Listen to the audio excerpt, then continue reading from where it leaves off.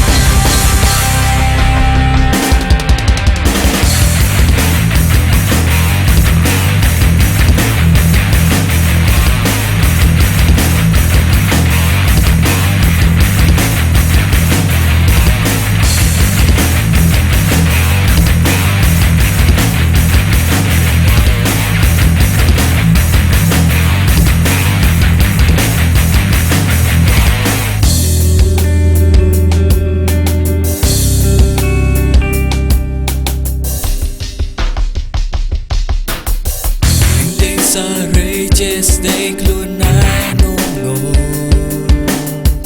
អើខ្ញុំអើយហើយរួយជាយ៉ាងនេះ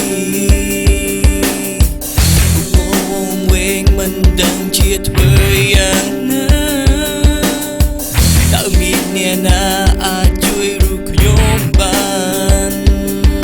មកពុះវិញមិនអាមានសេសាយ៉ាម៉ាกับឆាការប្រទាំងដល់វាយកាចាដល់ទីបំផុតពេលជាប់ណាស់ជាប់ជ្រវ៉ាទៅដឹងខ្លួនច្បាស់ថាមានកំហុស